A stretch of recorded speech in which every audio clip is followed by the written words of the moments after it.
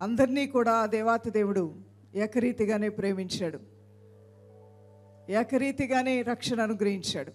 అందరికీ కలిపి ఒకే పరలోక రాజ్యాన్ని అనుగ్రహించాడు. అందరికీ కూడా సమాన హక్కు కల్పించాడు. స్త్రీలకి ఆదివారం రోజున మరొక సెక్షన్, లేదంటే పురుషులకి మరొక సెక్షన్ ఏర్పాటు చేయలేదు. ఆదివారం రోజున సంఘాలకి కూడి వస్తున్నప్పుడు ఏ భేదము లేకుండా నిర్భయంగా, సంతోషంగా, ధైర్యంగా, ఎటువంటి మొహమాటం లేకుండా స్త్రీలు తండోపతండాలుగా, వేల సమూహాలుగా, పురుషులతో పాటు సమానంగా మందిరాణంలోనికి వచ్చి ఆత్మతోనూ సత్యముతోనూ దేవుడిని ఆరాధించి ఆ స్వాతంత్రం ఇచ్చిన వాడు ఈ సర్వశక్తి గల దేవుడు. మరి ఒక స్త్రీ కన్నీరు కారిస్తే ఆయన స్పందించిన విధానం, ఆమె వేదన పడితే ఆ వేదనని ఆయన అర్థం చేసుకున్న విధానం అద్వితీయమైంది. దైవజనమా, ఈ రోజున మన పోలిక లేదంటే మన స్వభావము యేసయ్య స్వభావము చాలా సిమిలర్గా ఉంటాయి, చాలా దగ్గరగా ఉంటాయి. యేసయ్య ప్రేమస్వరూపి అయితే తల్లి కూడా ప్రేమ కలిగిందే. తల్లి చాలా సహనశీలిగా ఉంటుంది, మనందరికీ తెలుసు. ఇక ఒక స్త్రీని ముందు ప్రారంభించడానికి ఒక భార్యో లేదంటే ఒక చెల్లో అక్కో అనటానికి ముందుగా ఒక తల్లి అనే విషయానికి వచ్చినట్లయితే దేవుని యొక్క ప్రేమ తల్లి ప్రేమలో చూడగలుగుతాం. దేవునిలో ఉన్న త్యాగం కొంతమేర తల్లిలో మనం చూడగలుగుతాం. దేవునిలో ఉన్న సహనం తల్లిలో కూడా చూడగలుగుతాం. అందుకనే ఒక వ్యక్తి ఈ విధంగా తల్లిని గురించి వివరించాడు. సృష్టిలో అమ్మే గొప్పది, ఆకాశాన్ని అడిగితే చెప్పింది. అమ్మ ప్రేమ తనకంటే విశాలమని సాగరాన్ని అడిగితే చెప్పింది. అమ్మ మనసు తనకంటే లోతు అని కొండ తేనెను అడిగితే చెప్పింది. అమ్మ మమత తనకంటే తీయనైనది అని సరాగాల కోయిల్ను అడిగితే చెప్పింది. అమ్మ త్యాగం తన త్యాగం కంటే మధురమైందని కొవ్వొత్తిని అడిగితే చెప్పింది. అలానే అమ్మ కార్యం తనకంటే 1,000,000 రెట్లు ఎక్కువని నేల తల్లిని అడిగితే చెప్పింది. అమ్మ అంటేనే ఓర్పు అని, ఓర్పు అంటేనే అమ్మని. దేవునికి స్తోత్రం కలుగును గాక. అవును, ప్రభు అయిన దేవుడు ఆ స్త్రీమూర్తికి ఇచ్చినటువంటి ఆధిక్యత ఎంతో గొప్పది. దైవజనమ, చాలా విషయాల్లో ఆడవారిని ఈ రీతిగా కూడా వివరించారు. భార్యగా భర్తను అర్థం చేసుకుంటుంది, తల్లిగా పిల్లలను అర్థం చేసుకుంటుంది, కూతురుగా తల్లిదండ్రులను అర్థం చేసుకుంటుంది, కోడలిగా అత్తమామలను అర్థం చేసుకుంటుంది. ఎన్నో విధాలుగా అందరినీ అర్థం చేసుకునే ఆడవారి మనస్సును యేసయ్య అర్థం చేసుకుంటున్నాడు.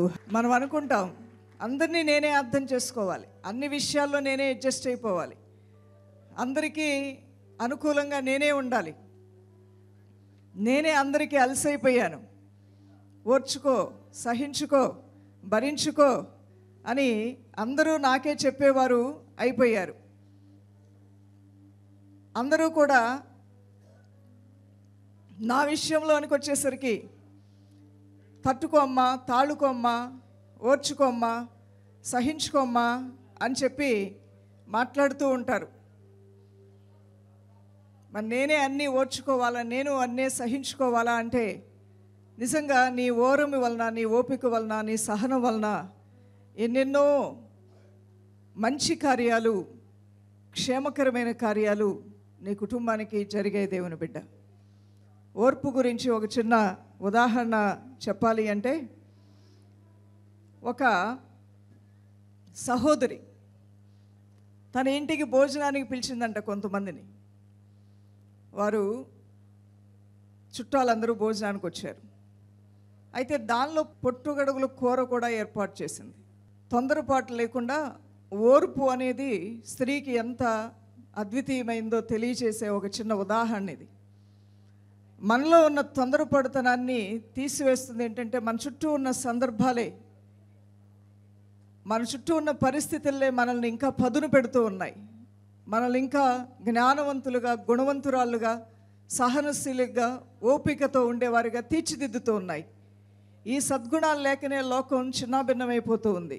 కానీ మనకు దేవుడు అది అనుగ్రహిస్తూ, మనల్ని స్థిరపరుస్తూ, మన కుటుంబాలని స్థిరపరుస్తూ, మన ద్వారా అనేక మంచి కార్యాలని దేవుడు తలపెడుతూ ఉన్నాడు. ఆ తొందరపాటుతనం అనే దానికి ఓపిక ఎంత అవసరమనే దానికి ఒక చిన్న ఉదాహరణ నేను చెప్తాను. నేను చెప్తున్నాను కదా, ఒక స్త్రీ తన ఇంటికి విందుకు కొంతమందిని ఆహ్వానించింది. ఆ విందు భోజనానికి చాలామంది బంధువులు వచ్చారు. అన్ని కూరలతో పాటు పుట్టగొడుగుల కూర కూడా ఏర్పాటు చేసింది. కానీ అక్కడ ఉన్నటువంటి కొంతమంది ఒక విషయం చెప్పారంటే, ఈ మధ్య పుట్టగొడుగులు విషంగా అయిపోతున్నాయి, నువ్వు అనవసరంగా పుట్టగొడుగుల కూర కూడా పెట్టావు భోజనంలో, ఒకసారి చూసుకో అని చెప్పారంట. ఆమెకు అది డౌట్ వచ్చింది. ముందు ఈ పుట్టగొడుగుల కూర నా ఇంట్లో ఉన్న కుక్క కేసు చూస్తాను, దాన్ని నేను టెస్ట్ చేస్తాను, అది కనుక మంచిగా ఉంటే ఇంట్లో అందరికీ పెడతాను వచ్చిన వాళ్ళకని చెప్పి తన కుక్కని పిలిచి కుక్కకి పుట్టగొడుగుల కూర వేస్తే అది శుభ్రంగా తినింది. తిన్న తర్వాత ఒక 10 నిమిషాలు చెక్ చేసింది, దానికి ఏమీ అవ్వలేదు. కాబట్టి మరి అక్కడున్న వాళ్ళకి తన వర్కర్స్ చెప్పింది, వంటలో వడ్డించేటప్పుడు పుట్టగొడుగుల కూర కూడా వడ్డించేసేయండి అని చెప్పింది. వడ్డించి అందరూ చక్కగా తిని ఆరగించేసి చేతులు కడుక్కునే ముందు వంట మనిషి వచ్చి చెప్పిందంట, కుక్క చచ్చిపోయింది అని. కుక్క చనిపోయింది అని చెప్పగానే కంగారు పడిపోయి తను ఎంతమందిని ఇంటికి పిలిచిందో అంతమందిని ఆమె సొంత ఖర్చుతో సొంత వాహనాలతో వాళ్ళని హాస్పిటల్లో తీసుకెళ్ళి వాళ్ళ ఫీజులన్నీ కట్టి వాళ్ళ కడుపులన్నీ క్లీన్ చేయించి ఇంటికి వాళ్ళని పంపించి వచ్చేసరికి ఆమెకి నీరసం వచ్చేసింది. విందు భోజనానికి పెట్టిన ఖర్చు కన్నా హాస్పిటల్ బిల్లు, వెహికల్స్ బిల్లులు, ఇక అసలు ఒత్తిడి ఇవన్నీ ఎక్కువైపోయాయి. వచ్చిన వాళ్ళు కొంతమంది శాపనార్థాలు పెట్టడం, తిట్టడం, పిలిచి మాకు ఎలాంటి వంట పెట్టేసి మమ్మల్ని ఇలా చేస్తామని కొంతమంది అపార్థం చేసుకోవటం, కొంతమంది చేదరించుకోవటం, కొంతమంది కోప్పటం. ఆ అట్మాస్ఫియర్, ఆ వాతావరణం అంతా కూడా పాడైపోయింది. సంతోషించాల్సిన ఆ దినమున దుఃఖం కలిగింది. ఆ తర్వాత ఇక సాయంకాలానికి ఇంటికి వచ్చి మరి కుక్కను పూడ్చిపెట్టాలి కదండి, కుక్క చచ్చిపోయిందని చెప్పింది కదా వంట మనిషి. అందువలన అడిగిందంటే ఈవిడ, కుక్క ఎక్కడుంది అంటే, ఇంకెక్కడుంటుందమ్మా, మన వీధిలో కారు వస్తుంటే ఆ కారు బలంగా గుద్దుకునేసరికి దానికి యాక్సిడెంట్ అయ్యి కాలు చేతులు ఇరిగి సాయంకాలం వరకు బ్రతికి ఇందాకనే 10 నిమిషాల ముందు అది కొస ప్రాణం కూడా వదిలేసింది అన్నదంట. అప్పుడు వచ్చిందంటే ఈవిడ కోపం, ఎక్కడ లేని కోపం అప్పుడు వచ్చింది. అంటే కుక్క చచ్చిపోయింది పుట్టగొడుగుల వల్ల కాదు, దేనివల్ల? కారు యాక్సిడెంట్ వల్ల చనిపోయింది. కుక్క ఎక్కడుందని అడిగితే అప్పుడు ఇంకా వివరంగా చెప్తుంది వంట మనిషి. అదేనమ్మా యాక్సిడెంట్ అయింది కదా, ఇంకా చచ్చిపోయిందనే చెప్పాను, ఇక ఇందాక ఆ కొస ప్రాణం కూడా పోయిందమ్మా, పూడ్చిపెడదామా అంటుందంట. అప్పుడు తలపట్టుకుందంట.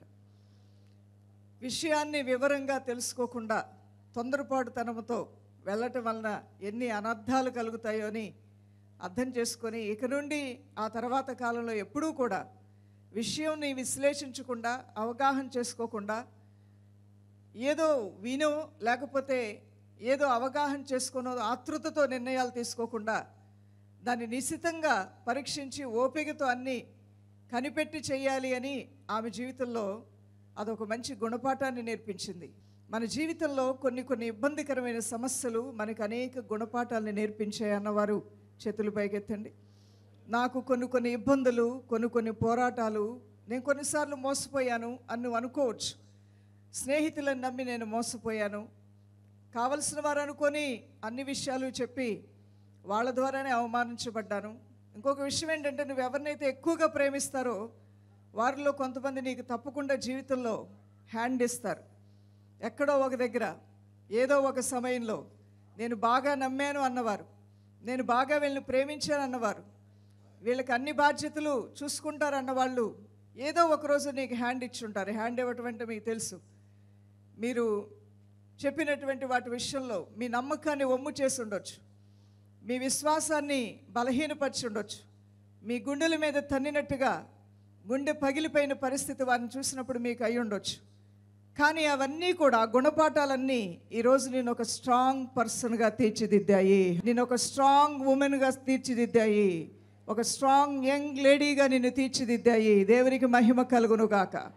గుణపాఠాల్లో నుండి ఎన్నెన్నో రీతిలుగా నీ స్వభావాన్ని, నీ గుణాన్ని, నీ ఆలోచనని, నీ తత్వాన్ని, నీ అభిప్రాయాల్ని, నీ తొందరపాటుతనాన్ని, నీ బలహీనతలను నువ్వు సరిచేసుకుంటూ ఎలా నిన్ను నువ్వు నిభాళించుకొని నిన్ను నువ్వు సవరించుకొని నిన్ను నీవు నిలబెట్టుకొని ఎలా ముందుకు వెళ్ళాలి అనేటువంటి ఆలోచనలతో నడుము బిగించుకొని ఈ రోజున సమర్థవంతంగా దేవుని కృపలో వర్ధిల్లుతున్న నా ప్రియ సహోదరులు, మీరు దేవుని దృష్టికి అమూల్యమైనటువంటి వారు, మీరు బలవంతులు, మీరు దేవుని యొక్క పోలికలో సృజించబడినటువంటి వారు, మీరు జ్ఞానవంతులు, మీరు దైవుని యొక్క సద్గుణాలని అలంకారంగా ధరించుకున్నటువంటి వారు, మీరు ధైర్యవంతులు, మీరు దేవుని యొక్క ఆశీర్వాదాలు మోకాళ్ళ ప్రార్థన ద్వారా పొందుకునే ప్రార్థనలో శక్తివంతులు. ఒక్క మాటలో తేల్చి చెప్పాలంటే ఉమెన్ ఇన్ గాడ్స్ డిజైన్ అన్నాడు.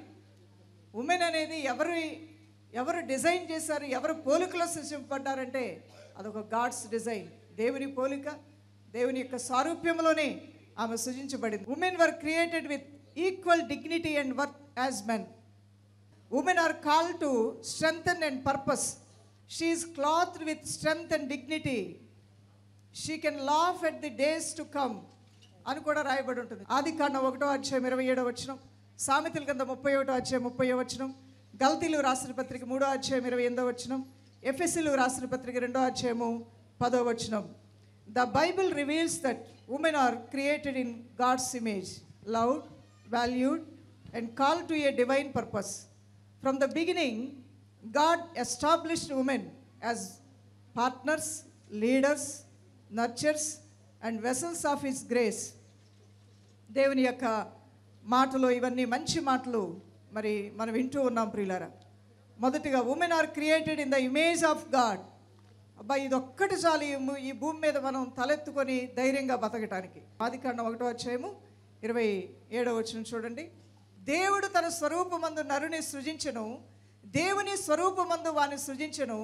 తర్వాత ఇంకా లాస్ట్ మాట ఏమని ఉందండి? స్త్రీని గాను పురుషుని గాను వాన్ని సృజించడు. అంటే పురుషుడు దేవుని స్వరూపమందే సృజింపబడ్డాడు, స్త్రీ కూడా ఎవరి స్వరూపమందు సృజించబడిందండి? దేవుని స్వరూపం. అంటే దేవుల్లో ఉన్న ఔన్నత్యము, దేవుల్లో ఉన్న జ్ఞానం, దేవుల్లో ఉన్న మహిమ, దేవుల్లో ఉన్నటువంటి వివేకము అన్నీ దేవుని అనుగ్రహించి ఆ సామర్థ్యం, ఆ ఆశీర్వాదం, ఆ నిత్యత్వం, ఆ పాపక్షమాపణ, ఆ యొక్క ఆశీర్వాదకరమైన స్థానం, ఆ పరిచర్య చేసే కృప, సమస్త విషయాల్లో కూడా, అన్ని విషయాల్లో కూడా ప్రథమ స్థానం పురుషుడితో పాటుగా స్త్రీకి కూడా ఇస్తున్నానని ఆ యొక్క భావన ఈ ఒక్క వచనంలో తేల్చి స్పష్టంగా యేసునాథుడు చెప్పేశాడు. హల్లెలూయా. అవును, స్త్రీని గాను పురుషుని గాను నేను సృజించా. అందుకని ఈ రోజున మేము ఆడపిల్లలు మేమేం చేయలేము అనుకోవటం, నీ thought life it self is very wrong. నీవు ఏ ఆలోచనలో నువ్వు ఏ విధంగా నువ్వు తీర్చిదిద్దుకుంటున్నావో దాని మీద నువ్వు కట్టబడతావు. నువ్వు బలహీనమైన మనస్తత్వంతో కట్టబడితే నీ జీవితం బలహీనంగానే ఉంటుంది. నీవు బలమైనటువంటి ఒక కట్టడగా నువ్వు కట్టుకోవడానికి నువ్వు ఇష్టపడితే నీ భవిష్యత్తు కూడా బలంగానే ఉండబోతుంది. ఆ విధంగా ఉండాలని ప్రభువైన దేవుడు కోరుతూ ఉన్నాడు. మీరు అబలలు అనుకుంటూ బలహీనం అనుకుంటూ ఉండటం కాదు, కానీ ప్రభు మీలో పెట్టినటువంటి శక్తి, సామర్థ్యాలు, జ్ఞాన వివేకములు, అన్ని విషయాల్లో కూడా తెలివితేటలు ప్రభు మీకు ఇచ్చిన వాటిని మీరు సద్వినియోగపరచుకోవటం అనేది చాలా ఉత్తమం. మనందరి ముందున్న పని ఏదైనా ఉన్నదంటే మనలో పెట్టిన వాటిని మనం బయటికి వెలికి తీయటం అనేది ప్రాముఖ్యమైన అంశముగా ఉన్నది. ప్రభు మనకి ఏం అనుగ్రహించాడో, ఏది మనలో పెట్టాడో దాన్నే మనం వాడుకుందాం, దాన్నే మనం వెలికి తీద్దాం, దాన్నే మనకు ప్రయోజనకరంగా మార్చుకుందాం. మన ద్వారా సమాజానికి ఒక ప్రయోజనకరమైన కార్యాన్ని మనం చేద్దాం అనేది చాలా మంచిది. నేను ప్రార్థన చేయలేను అని చెప్పేసి చేసే ఆ చిన్న ప్రార్థన కూడా మానొద్దు. నేను అంత పెద్ద టాలెంట్లు నాకు లేవు, పెద్ద పనులు చేయలేను అనుకుంటున్నావు, కానీ చిన్న పనులు చేస్తున్నావు. ఆ చిన్న పనులను చేయటం మానొద్దు. చిన్న పనులే ఒక రోజున గొప్ప విస్తరణగా దేవుడు చేయబోతూ ఉన్నాడు. నాకేముందులే, నేనేదో చిన్నదే కదా, నాకు ఒక కుట్టు మెషినే కదా నాకు వచ్చు, లేదంటే కొంచెం జ్ఞానమే కదా నాకుంది అని నువ్వు అనుకోనవద్దు. నాకు వచ్చేది కొంచెం జీతమే కదా అని నువ్వు అనుకోవద్దు. దేవుడు ఆ చిన్న దానిలో నుంచే గొప్ప దీవెనలు నీకు అనుగ్రహించబోతూ ఉన్నాడు. చిన్న మేఘమే పెద్ద వర్షముగా అయినట్లుగా నువ్వు అల్పమైంది అనుకున్న దాన్ని దేవుడు గొప్పగా దీవించబోతున్నాడు. దేవుని బిడ్డ, అవును ప్రియులారా, మనం దేవుని యొక్క ఇమేజ్లో సృష్టింపబడ్డాం. ఇది చేయలేదు, అది చేయలేదు అని ఏమీ లేదు. ఏదైనా నువ్వు చేయడానికి పూనుకుంటే దేవుడు నీ సంకల్పాన్ని నెరవేర్చడానికి సిద్ధంగా ఉన్నాడు ఈ రోజున. రెండవదిగా సామెతల గ్రంథం 31:25 మనం చూద్దాం. బలమును ఘనతను ఆమెకు వస్త్రములు, ఆమె రాబో కాలము విషయమై నిర్భయముగా ఉండును. ఆమెకి ఏంటంటే వస్త్రాలు? బలము, ఘనత. నువ్వు ఏం ధరించుకున్నావు నా సహోదరి ఈ రోజున? బలము చెప్పాలి, తర్వాత అవును, నువ్వు బలవంతురాలివి క్రీస్తులో, నువ్వు బలశాలివి. నీ దేవుడు నీకు బలమునిచ్చి శక్తినిచ్చి ముందుకు సాగిపోవడానికి కృపిస్తాడు. నువ్వు ఘనురాలివి, ఆయన్ని ప్రేమించే వ్యక్తివి, నువ్వు ఆయన నామంలో ప్రార్థన చేసే వ్యక్తివి, ఆయన నామంలో నువ్వు క్షమించే వ్యక్తివి, ఆయన నామంలో నువ్వు వేడుకునే వ్యక్తివి, ఆయన కార్యాల పట్ల నువ్వు మనస్సు కలిగిన వ్యక్తివి. ఎన్నిటినో చక్కబెట్టుకుంటున్నావు, ఎన్నిటినో తీర్చిదిద్దుకుంటున్నావు, ఎన్నిటినో కుటుంబంలో సరి చేసుకుంటున్నావు, ఎన్నో ఆపదల నుంచి ఇంటిని తప్పించుకోవడానికి నీ ప్రయత్నం నువ్వు చేస్తున్నావు.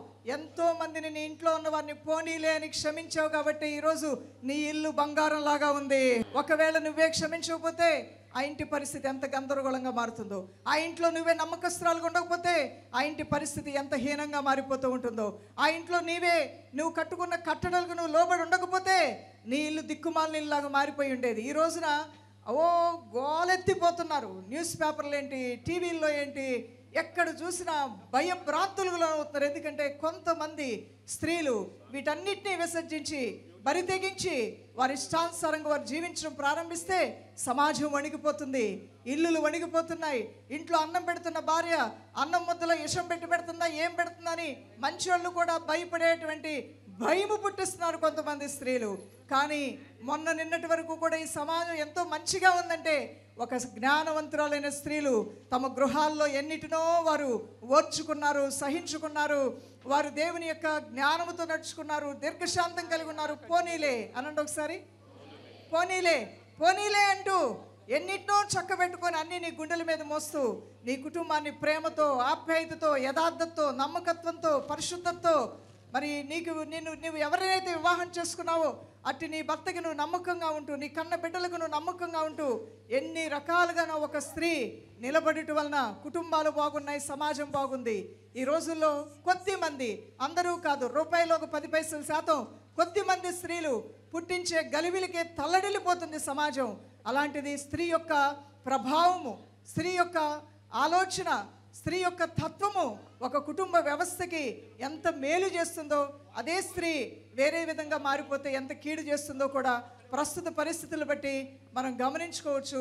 ప్రియ దైవజనమా, ఇక్కడ దేవుని యొక్క వాక్యంలో మనం చూసినట్లయితే బలమును ఘనతను ధరించుకుంటుంది. పిరిగితనాన్ని, భయాన్ని కాదు నువ్వు దేవుడు ధరింపజేసింది. ఆ యొక్క దుఃఖాన్ని, వేదన కాదు దేవుడు ధరింపజేసింది.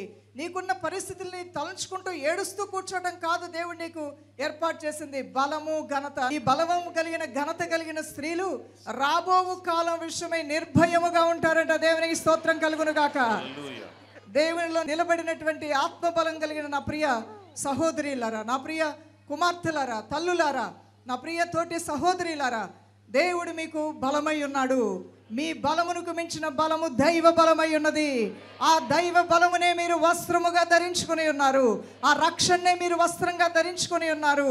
ఆ పరిశుద్ధతనే మీరు వస్త్రముగా ధరించుకొని ఉన్నారు. ఆ ప్రార్థననే మీరు వస్త్రముగా ధరించుకొని ఉన్నారు. మీరు బలవంతులు, మీరు ఘనులై ఉన్నారు. బలవంతులైన మీ ద్వారా, ఘనులైన మీ ద్వారా దేవుడు గొప్ప కార్యాలు చేయబోతున్నాడు. ఏం కార్యాలు జరుగుతాయంటే రాబోవు కాలమును కూర్చిన చింత నీకు ఉండదు, నీ ఇంటి వారికి కూడా లేకుండా దేవుడు చేయబోతూ ఉన్నాడు. ఇది ఒక అద్భుతమైన ఆశీర్వాదపు వాక్కుగా మీ గుండెల్లో భద్రపరచుకోండి. నా దేవుడు నాకు ఏమిచ్చాడంటే, అమ్మా నాన్న ఏమిచ్చారు, భర్త ఏమిచ్చాడు, వాళ్ళు ఏమిచ్చారు, వీళ్ళు ఏమిచ్చారంటూ ఏడుస్తూ కూర్చోవద్దు. నీవు యేసులో ఉన్నటువంటి ఆత్మీయురాలివి, దేవుని దృష్టికి అత్యంత ప్రియురాలివి. ప్రభు నీకు ఇచ్చాడు బలాన్ని, ఘనతని. ఎందుకంటే దేవుని భయభక్తులు గల స్త్రీలు ఏం చేయబడతారంట? ఘనపరచబడతారంట. నువ్వు గనుల లెక్కలో చేర్చబడ్డావమ్మా. నువ్వు రక్షణ ధరించుకున్న నీవు బలము కలిగిన వ్యక్తిగా ఉన్నావు.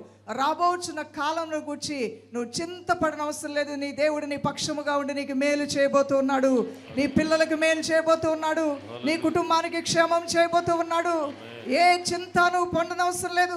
ఎందుకు ఈ ఇల్లు చింతలేని ఇల్లుగా, ఆశీర్వదింపబడిన ఇల్లుగా ఉందంటే ఆ ఇంట్లో ఒక బలవంతురాలు, ఒక గనురాలు ఉంది. దేవుని పోలికలో సృజింపబడిన ఒక ఆమెడు ఉంది. ఆమె ప్రార్థనాపరురాలు. దేవుడు ఆమె పక్షముగా ఉన్నాడు, ఆమె కుటుంబ పక్షంగా ఉన్నాడు. హల్లెలూయా. ఎవ్వరూ కూడా ఎప్పుడూ కూడా ఏదో లేదనుకోవద్దు. నీకున్న దాని గురించి నువ్వు ఆలోచించాయి. మనలో చాలా మందికి ఉన్న ఒక అలవాటు ఏంటంటే ఏది లేదో దాని గురించి ఎక్కువ మాట్లాడుకుంటాం, ఏది అవ్వట్లేదో దాని గురించి ఎక్కువ మాట్లాడుకుంటాం. ఏది ఉందో కూడా నువ్వు మాట్లాడటం ప్రారంభించు. లేని దాన్ని ఉన్నట్లుగా నువ్వు పొందబోతూ ఉన్నావు యేసునామములో. ప్రభు నీకు ఇచ్చింది ఏంటో నువ్వు చక్కబెట్టుకో. లేదు లేదని కూర్చోవద్దు. ఆ కూరగాయ, ఈ కూరగాయ, అక్కడ ఒక 2 వంకాయలు, ఇక్కడ ఒక 2 దొండకాయలు, అక్కడ ఒక 2 బెండకాయలు అలా పడి ఉన్నాయి. కూరగాయలు లేవు. ఉన్నాయన్నీ పోగు చేసి అన్నీ కలేసి మరి వండితే అదే మిక్స్డ్ వెజిటబుల్ కర్రీ కదా. లేదు అనుకోవటం ఎందుకు? ఉన్నదాన్ని వండితే కడుపు నిండుతా లేదు ఆ రోజుకి. అలా ఎన్నో అవకాశాలు దేవుడు మనకు అనుగ్రహించాడు. ఎన్నో మన ముందు దేవుడు పెట్టాడు. ఉన్న వాటిని మనం బాగు చేద్దాం, ఉన్న వాటిని మనం ఉపయోగపడే విధంగా చేద్దాం, ఉన్న వాటిని మనం సద్వినియోగపరుద్దాం. దానిలో నుండి జీవజల ఊటలు లాంటి ఆశీర్వాదాలని సొంతమవబోతూ ఉన్నాయి. మూడవదిగా, women are equal in Christ. గలతీలు రాసిన పత్రిక 3:28. గ్రీసు దేశస్థులని, యూదులని, ఆడవారని, మగవారని లేదు, అందరూ యేసులో సమానమే. ఇందులో యూదుడని, గ్రీసు దేశస్థుడని లేదు, దాసుడని, స్వతంత్రుడని లేదు, పురుషుడని, స్త్రీ అని లేదు, యేసుక్రీస్తునందు మీ అందరూ ఏకముగా ఉన్నారు. 4వదిగా ప్రియులారా, women are given special roles in God's plan. మనం యోవేలు గ్రంథము 2:28 చూస్తే ప్రభు అయిన దేవుడు అన్నాడు, I will pour out my spirit on all people, your sons and daughters will prophesy. అనగా నీ కొడుకులు మాత్రమే ప్రవక్తలు అవుతారు, నీ కొడుకులు మాత్రమే సేవకులు అవుతారు, నీ కొడుకులు మాత్రమే పరిచారకులు అవుతారు, నీ కొడుకులు మాత్రమే అభిషిక్తులు అవుతారని యేసయ్య ఎక్కడా చెప్పట్లేదు. ఇక్కడ ఏమని రాయబడి ఉంది? తర్వాత నేను సర్వజనుల మీద నా ఆత్మను కుమ్మరించెదను, మీ కుమారులను మీ కుమార్తెలను ప్రవచనములు చెప్పుదురు, మీ ముసలివారు కలలు కందురు, మీ యవ్వనులు దర్శనములు చూతురు. కుమార్తెలు కుమారుల్ని దేవుడు అత్యధికంగా దీవించి ఆశీర్వదించి బలపరుస్తానన్నాడు. 5వదిగా, women are loved and cherished by God. Proverbs సామెతల కింద 31:30. మరి ఇవన్నీ కూడా ప్రభువైన దేవుని యొక్క ఉద్దేశంలో మనకివ్వబడిన స్థానాన్ని గురించి నేను మాట్లాడుతున్నాను దైవజనమా. ఇక్కడ సామెతలు 31:30 అందము మోసకరము సౌందర్య వ్యర్థము యెహోవా యందు భయభక్తులు గల స్త్రీ కొనియాడబడుతుంది. కొంతమంది అందచందాల్ని ఎంత కాదనుకున్నా అబ్బ భలే ఉన్నారు, అబ్బ బాగున్నారు అని సహజంగా మాట్లాడేసి వస్తూ ఉంటారు. అందం మీద కొంతమంది తమ జీవితం అంతా తమ కలలు కంటారు, తన భవిష్యత్తు అలా ఉండబోతుంది ఇలా ఉండబోతుంది అని అందాన్ని ఆధారం చేసుకునే వాళ్ళు కొంతమంది, సౌందర్యాన్ని ఆధారం చేసుకుని జీవించేవాళ్ళు కొంతమంది, వారికున్న ధనగంతలను ఆధారం చేసుకునే వాళ్ళు బతికేవాళ్ళు కొంతమంది. కానీ దేవుణ్ణి ఆధారం చేసుకునేవారు దేవుని దృష్టిలో ఘనులై ఉన్నారు. హల్లెలూయా. అందము మోసకరము సౌందర్యం వ్యర్థం. దేవుని భయభక్తులు గల స్త్రీలు ఏం చేయబడతారండి? కొనియాడబడతారు. ఒక సిస్టర్ గారు వచ్చారు, పూర్తిగా ముసుగేసుకొని వచ్చారు.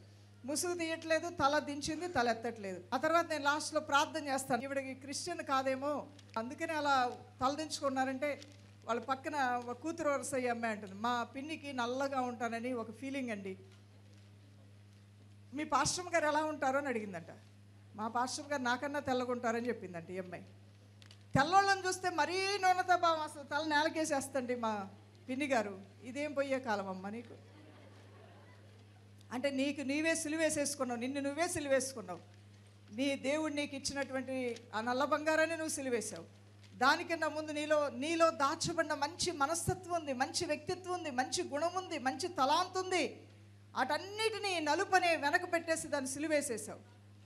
ఆమెడికి తల ఎత్తమంటే పక్కన ఏమైనా పొడుస్తూ ఉంది. నేను అన్నాను, మీ తల ఎత్తితే నేను ప్రేయర్ చేస్తానన్నాను. తల ఎత్తిన తర్వాత ఆమె నా వైపు చూస్తుంటే పాపం కళ్ళల్లో నీళ్లు సుడులు తిరుగుతూ ఉన్నాయి. అమ్మగారు మిమ్మల్ని చూడొచ్చా? నేను తలపైకి ఎత్తింది. అసలు నీకు ఈ తత్వం ఎలా వచ్చింది? నీకు వచ్చిందా? నీకు ఎవరైనా చెప్పారా? నేను ఎవరైనా చూసి నవ్వారా అన్నప్పుడు, చిన్నప్పుడు మా ఇంట్లో అందరూ తెల్లగానే ఉంటారండి, నేను నలుపు బాగా నలుపుగా పుట్టా. ఎక్కడికన్నా అందరం కలిసి వెళ్తే ఈ అమ్మాయి మీ చెల్లేనా, ఈ అమ్మాయి మీ కూతురేనా అడిగేవారు నన్ను. చూసినప్పుడు నాకు అదొక భావన పడిపోయింది. నేను అసలు మా అమ్మ నాన్నకు పుట్టలేదేమో, లేకపోతే నా పుట్టుక మంచిది కాదేమో అనే భావన పడిపోయింది. అందువల్లనే నేను ఇలా ఉన్నానంటే ఈ రోజుతో ఆ భావన నీలోంచి పోద్దమ్మా, కొన్ని మాటలు చెప్తాను నేనని దేవుని మాటలు చెప్పాను. ఆ కళ్ళల్లో కన్నీళ్లు ఆగిపోయాయి, దాని స్థానంలో వెలుగు కలిగింది. ఆమె కళ్ళల్లో ఒక నిరాశ బదులుగా ఆశను నేను చూడగలిగాను.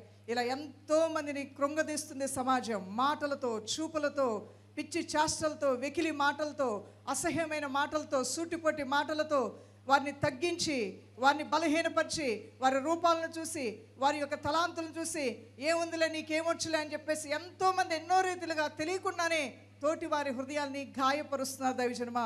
అలాంటిది ఈ సర్వోన్నతమైన దేవుడు, ఈ మహోన్నతమైన దేవుడు ఆయన అంటున్నాడు, బాహ్య సౌందర్యం మనుషులు చూస్తారు, నేను అంతరంగ శౌర్యాన్ని చూస్తాను, మిమ్మల్ని ఘనపరుస్తాను నేను అంటున్నాడు.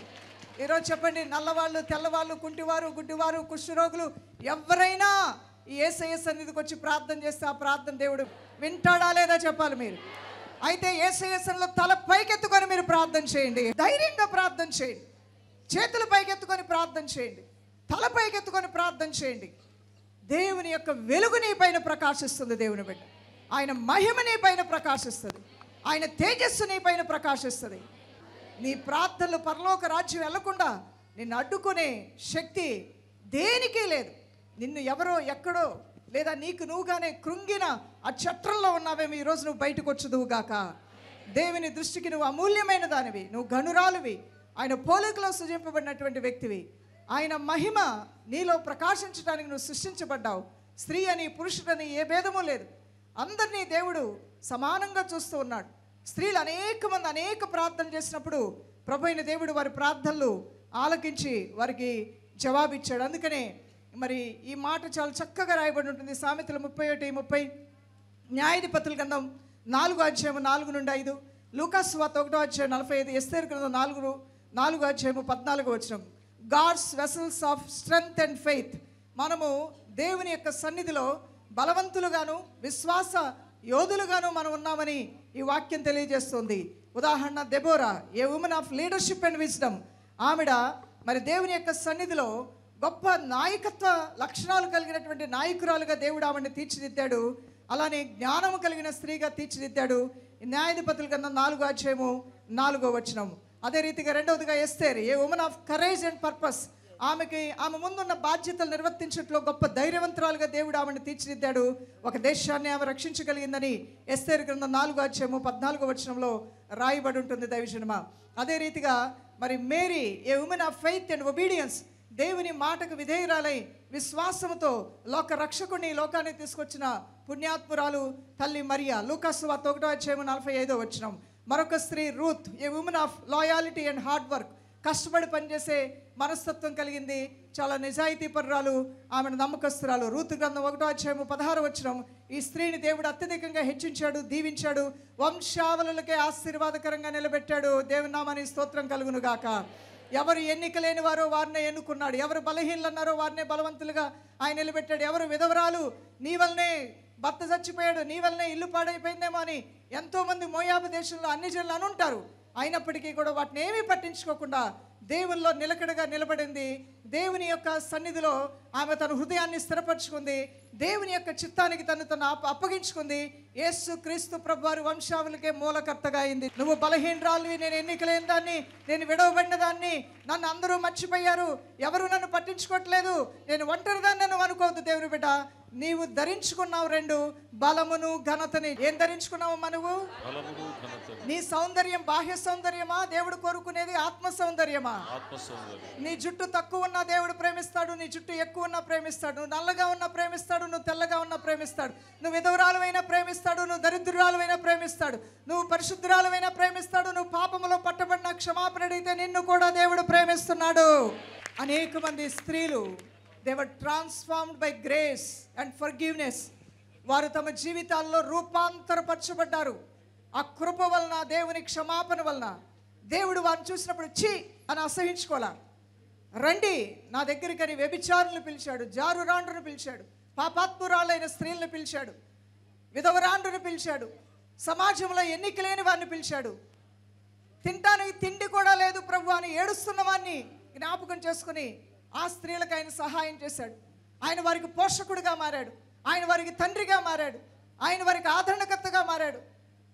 ఆయన సన్నిధికి వెళ్ళిన తర్వాత ఎంత ఊరటో, ఊర్లో అందరూ నన్ను అసహించుకుంటారు, కానీ యేసయ్య ఎంత బాగా మాట్లాడుతున్నారని సమరయ స్త్రీ తన మనసులో అనుకుందంట. ఎన్ని రోజులు అవుతుందో ఒక మనిషిని, నన్ను మనిషిగా చూసి ఈ సమాజం ఎన్ని రోజులు అవుతుందో, మనిషిగా నేను ఒక మనిషినే అని గుర్తించి ఈ సమాజం ఎన్ని రోజులు అవుతుందో. నేను చెప్పే మాటలు వినటానికి ఇష్టపడనటువంటి సమాజంలో నేను ఉన్నాను. అబ్బా, ఈ బావి దగ్గరకు వస్తే ఎవరి పుణ్యాత్ముడు, ఎవరి మహానుభావుడు, చూస్తే ప్రవక్తలాగున్నాడు, అభిషిక్తుల్లాగున్నాడు, దైవ స్వరూపంలో కనబడుతుంది, ఈయన మాటల్లో దేవుడు ఉన్నట్టుగా ఉంది, జ్ఞానం కనబడుతుంది. నేను ఎన్నిక లేకుండా తిరస్కరించబడిన స్త్రీని, నేను గుర్తింపు లేని స్త్రీని, నేను నా మాటకు విలువ లేదు, నన్ను ఒక మనిషిగా ఎవరు లెక్క కట్టలేదు. అలాంటిది అమ్మా అని నాతో మాట్లాడుతున్నాడు, అమ్మా అని నాతో మాట్లాడుతున్నాడు, నాతో సంభాషిస్తున్నాడు. నా బాబాయ్ నాతో మాట్లాడలే ఇలా ఇంతవరకు. నా పెద్దమ్మ నా ఇంటి వెనకే ఉంటుంది, చిచ్చి దాని మాట అసలు అది చెడింది, మా కుటుంబానికి చెడ్డ పేరు తెచ్చింది అంటుంది. నా పెద్దమ్మ నాతో మాట్లాడలా. అది ఇంట్లో వదిలేసి యవన వయసులో ఎవరితోనే వెళ్ళిపోయింది. ఇప్పుడు బాగున్నానని చెప్పొస్తే ఇక్కడ ఎవ్వరూ తీరిగ్గా లేరు అని ఇరుగు పొరుగు అంటున్నారు. నేను ఎప్పుడో చేసిన చిన్న తప్పుకి, నేను ఎప్పుడో తెలిసి తెలియని వయసులో చేసిన చిన్న పొరపాటుకి, నేను ఎప్పుడో అర్థం కాని వయసులో తీసుకున్న నిర్ణయాలకి, తొందరపాటుతో తీసుకున్న నిర్ణయాలకి ఈరోజు నన్ను సమాజం హింసిస్తుంది. నన్ను ఇంకా అలాంటి దృష్టితోనే నన్ను చూస్తుంది, నన్ను తోలనాడుతుంది, నన్ను దుఃఖపరుస్తుంది, నన్నుగా బ్రతకనివ్వట్లేదు, నన్నుగా ఈ సమాజం గుర్తించట్లేదు అనేవారు ఎంతోమంది ఉన్నారు ఈ సమాజంలో. ప్రియులారా, అలాంటి సమస్య సమరయ స్త్రీ యొక్క సమస్య కూడా. కానీ యేసు ప్రభువారు ఒక వ్యక్తిని గురించి చదివి, ఒక వ్యక్తిని గురించి ఎరిగి వారితో స్నేహం చేయటం అంటే అదే దైవత్వం అయి ఉన్నది. ఆమె ఎవరో తెలుసు, ఆమెకి ఎంతమంది భర్తలు ఉన్నారో తెలుసు, ఇప్పుడు ప్రస్తుతం ఎన్నో నెంబరో ఆమె కలిగి ఉన్న భర్త ఎంతో సంఖ్య ఆయనకి తెలుసు, ఆమె వృత్తి తెలుసు, ఆమె ఏం చేస్తుందో తెలుసు, ఆమె జీవిత చరిత్ర అంతా తెలిసినా వాటిని గూర్చి ముందుగా మాట్లాడకుండా ప్రేమ సువార్తని ఆమెకు బోధించి, ఆమె హృదయాన్ని తెరిచి, ఆమె గుండెల్లో దేవుని రాజ్యాన్ని స్థాపించి, ఆమెకు మారు మనసిచ్చి సువార్త సేవ చేయడానికి ఆమెకు పర్మిషన్ ఇచ్చిన గొప్ప దేవుడు మనం సేవిస్తున్న దేవుడై ఉన్నాడు. బైబిల్లో అనేక మంది స్త్రీలు అనేక విధమైన అద్భుతమైన పాత్రలు వహించారు.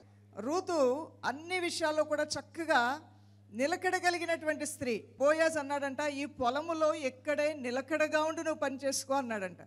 పక్క పొలాలు చాలా ఉన్నాయి, పక్కోళ్ళ పొలంలో పనిచేస్తే కనుక జీతం ఎక్కువ ఇస్తారు, పక్కోళ్ళ పొలంలో పనిచేస్తే కనుక జీతంతో పాటు ధాన్యం కూడా ఇస్తారు. అలా ఆమె వెర్రి చూపులు చూడలేదు. యజమానుడైనటువంటి బోయాజు ఈ పొలములో ఉండి, ఈ పొలములో నిలకడగా ఉండి పని చేసుకో. ఏం చెప్పాడండి? నిలకడగా ఉండు, జీవితాన్ని స్థిరపరచుకో. అక్కడ 4 రోజులు, ఇక్కడ 4 రోజులు, 4 రోజులు ఇక్కడ జాబు, 4 రోజులు అక్కడ జాబు, 4 రోజులు ఈ స్కూలు, 4 రోజులు ఆ స్కూలు, ఒక నెల రోజులు ఒక ఇంట్లో అద్దెకు ఉండటం, ఇంకో నెల రోజుల తర్వాత ఇంకొక ఇంటికి అద్దెకు మారటం. ఇలా అన్నిట్లో కూడా అస్థిరంగా ఉన్నామంటే నీ బ్రతుకు అస్థిరత్వంతో ఉంటుంది. భూకంపం వచ్చినప్పుడు ఇల్లులు ఇలా ఊగుతూ ఉంటే ఆ ఇంట్లో ఎవరుంటారండి? నువ్వెంత కోట్లు పెట్టి కట్టుకున్న ఇల్లు అయినా భయపడిపోయి ఆ ఇంట్లోంచి బయటికి పరిగెత్తిపోతావు. ఎందుకంటే ఇల్లు ఊగుతుంది. నువ్వు కట్టుకున్న ఇల్లు బంగారం లాంటి ఇల్లు, మంచి పునాదులు వేసిన ఇల్లు భూకంపానికి ఊగిపోతుంది. ఊగిపోతున్న ఇంట్లో నువ్వు ఉండటానికి ఇష్టపడవు. అది 10 నిమిషాలు భూకంపమైనా 10 నిమిషాలు నువ్వు బయట రోడ్డు మీద ఉండి ఇంటిని చూస్తూ ఉంటావు. అలానే నిలకడలేని జీవితాలు భూకంపములో చిక్కబడిన ఇల్లులతో సమానం. దైవజనమా, నిలకడ, మాటలో నిలకడ, ఆలోచనలో నిలకడ, నిర్ణయాల్లో నిలకడ, ప్రార్థనలో నిలకడ, ఆత్మీయ జీవితంలో నిలకడ, ఇవి నిలకడతనం అనేది ఎంతో మంచిది. బోయాజు చెప్పాడు రూత్తో, అమ్మా నువ్వు ఇక్కడ ఉండి నిలకడగా ఉండి పొలంలో పనిచేసుకో. అలానే ఆమె నిలకడగా ఉండి పనిచేసుకుంటూ ఉన్నది. అదే రీతిగా ఇంకొక సాక్ష్యం కూడా, కష్టాలు వచ్చినప్పుడు, ఇబ్బందులు వచ్చినప్పుడు నీ గురించి ఒక మంచి సాక్ష్యం విన్నాం.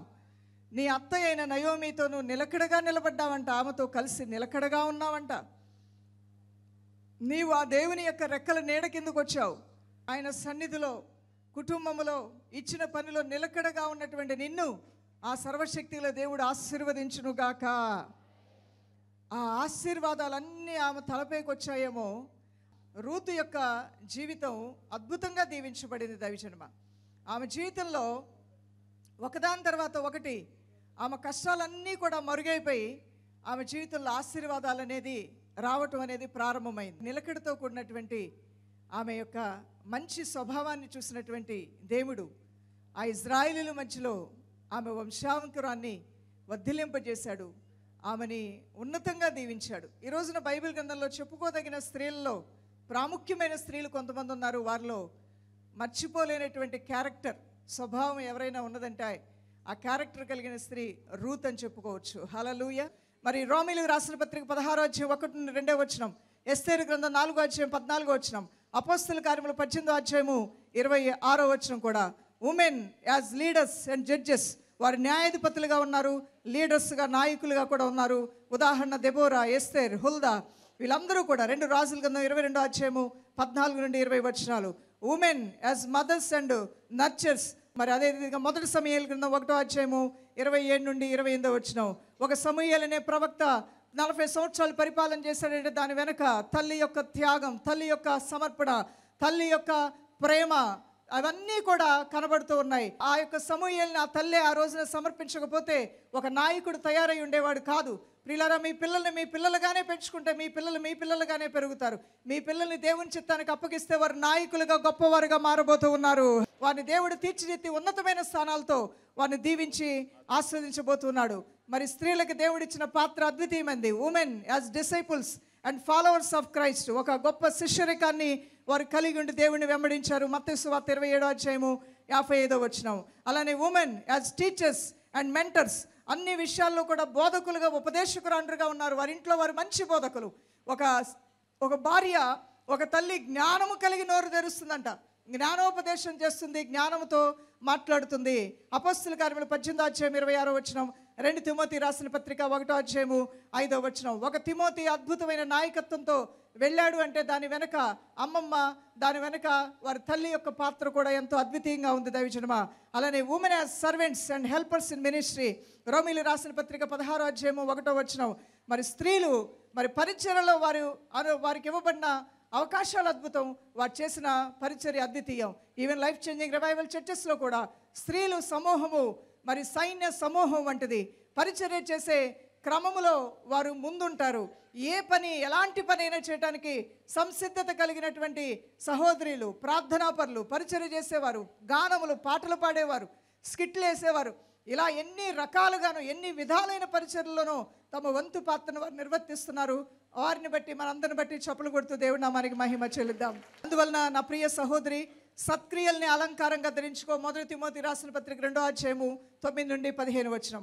మంచితనాన్ని అలంకారంగా ధరించుకో. తీతుకు రాసిన పత్రిక 2:5.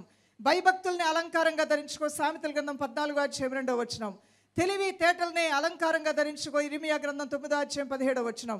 అదే రీతిగా ముచ్చట్లకి దూరంగా ఉండు. పురుషునిపై అధికారం వద్దు, అవివేకం వద్దు, మూఢత్వం వద్దు, చెడు నడత అంతకన్నా వద్దు. అవి మనకి సంబంధించినవి కాదు. వాటిలో మనము ఉండవలసిన వారము అంతకన్నా కూడా కాదు. దైవభక్తి కలిగినటువంటి లూదియా మరి తన భక్తితో దేవుని హృదయాన్ని గెలిచింది. తన ఇంటి వారిని రక్షించుకొని దేవుని హృదయాన్ని ఆనందింపజేసింది. దేవుని కార్యాల పట్ల విశ్వాసం ఉండి ఆయా సంఘాల్లో ఆయా విధమైన పరిచర్యలు చేయడానికి ధనవంతురాలైన ఈ స్త్రీ తన సమయాన్ని అనుకూలపరుచుకొని వచ్చి గొప్ప పరిచర్యలు అన్ని సంఘాలకే అందించిందంట. దేవుని స్తోత్రం కలుగును గాక. హల్లెలూయా. దేవుడు ఆ తలాంతు మీకు ఇచ్చినట్లయితే వెనకాడవద్దు. అన్ని విషయాల్లో కూడా ముందుకు వెళ్ళి మరి ప్రభు కార్యాల్లో పాల్గొని ఆయన్ని ఘనపరచండి. బైబిల్ గ్రంథంలో నిర్గమాకాండం 2:2-3 అమ్మగా యొక్కబేదు అమృతాన్ని పంచింది. నిర్గమాకాండం 2:7 మిరియాము సహోదరిగా అభిమానాన్ని పంచింది. అలానే అపొస్తలుల కార్యములు 18:1-4 ప్రిస్కిల్లా భార్యగా బాధ్యత వహించింది. అదే రీతిగా రూతు గ్రంథం 3:1-2 నయోమి అత్తగా మంచి ఆలోచనకర్తగా తన కోడలుకుండి నడిపించింది.